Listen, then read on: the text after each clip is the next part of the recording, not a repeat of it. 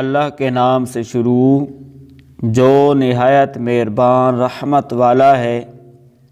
اے ایمان والو، ان کافروں کی طرح نہ ہونا جنہوں نے اپنے بھائیوں کے بارے میں کہا جب وہ سفر میں یا جہاد میں گئے کہ اگر یہ ہمارے پاس ہوتے تو نہ مرتے اور نہ قتل کیے جاتے۔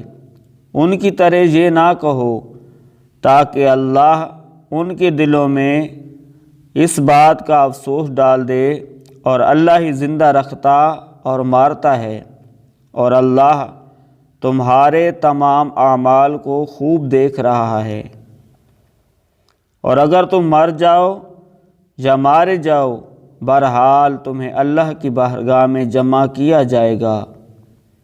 تو اے حبیب، اللہ کی کتنی بڑی مہربانی ہے کہ آپ ان کے لیے نرم دل ہیں۔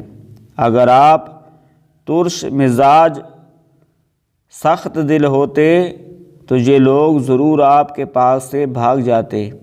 تو آپ ان کو معاف فرماتے رہو اور ان کی مغفرت کی دعا کرتے رہو، اور کاموں میں ان سے مشورہ لیتے رہو۔ پھر جب کسی بات کا پختہ ارادہ کر لو تو اللہ پر بھروسہ کرو، بے شک اللہ توکل کرنے والوں سے محبت فرماتا ہے۔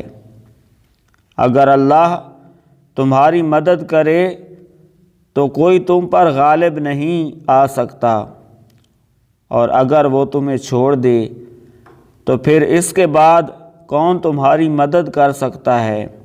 اور مسلمانوں کو اللہ ہی پر بھروسہ کرنا چاہیے۔